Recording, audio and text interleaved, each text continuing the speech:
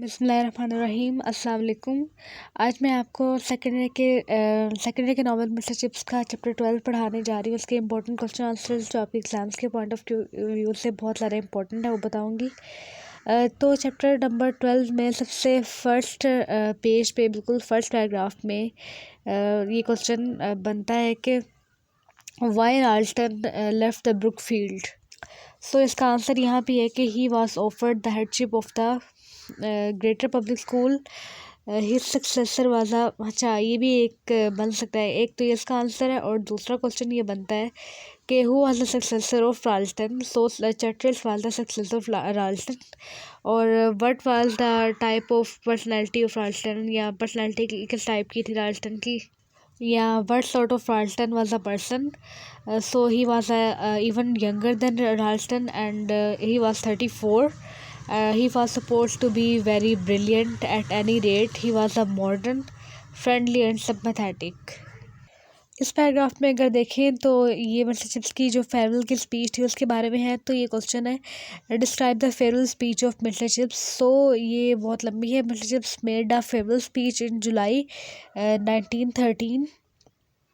It was not a very long speech, but it had many jokes and Latin quotations in it. It was full of allusions from the time Chip stayed at Brookfield.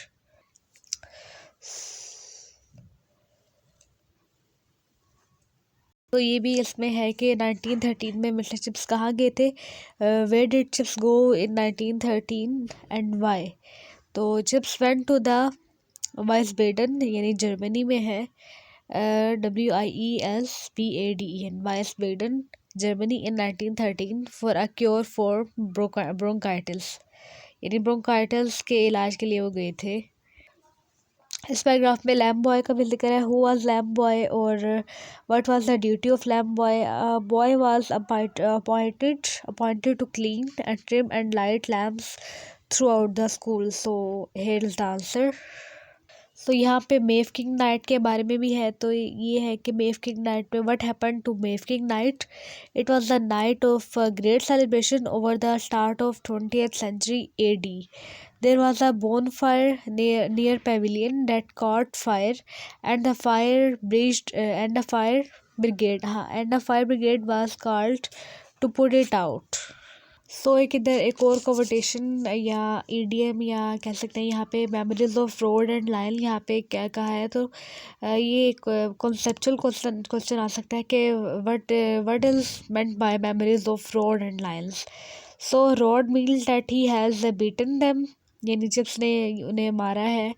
And lines mean that he has punishment, he gave the punishment to write the lines, यानी ये इसका answer है। यानी rod and lines means the punishment that is given by the teacher to the Chips is referring. So Chips is referring the punishment that he has given to his students.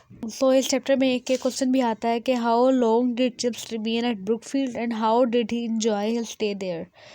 Chips remained at Brookfield for more than 42 years. During his long period, he enjoyed every moment of his stay at Brookfield. उन्होंने बहुत ज़्यादा enjoy किया था और वो 42 years की as में retire हो गए थे। और who was the head of Brookfield when Chips retired? तो when Mr. Chips retired in 1913, Mr. Chattress was the head of Brookfield. फिर यहाँ पे देखें एक क्वेश्चन ये भी बन रहा है कि why did mister Chips decide to get retirement in 1913। तो इसका आंसर है, इन 1913 चिप्स हैड ब्रोंकाइटिस, उनको ब्रोंकाइटिस हो गया था, and was off duty for nearly the whole term. This made him decide to resign. So एक question यहाँ पे भी है कि हु वाज हर स्टीफल, और ये भी एक और भी क्वेश्चन बन रहा है कि where mister Chips stayed when he went for his cure. तो ये इसका आएगा यहाँ से कि वो हार्ट स्टीफल के पास गए थे, और ये सारा कि हार्ट स्टीफल कौन था, तो वो एक जर्मन मास्टर था। तो यहाँ पे एक क्वेश्चन बन रहा है कि what were the activities of mister Chips when he retired. So ये है कि वो बुलाते थे, he had all the new boys to tea, he watched all the important matches on the Brookfield ground, और he also took on the preparation and editing of her new Brookfieldian directory. So it was your chapter 12. Thank you for listening. Thank you for your time. अगर आपको मेरी video अच्छी लगे तो उसको like, subscribe और share करना ना भूलिए। नेक्स्ट वीडियो तक के लिए अल्लाह हाफिज़।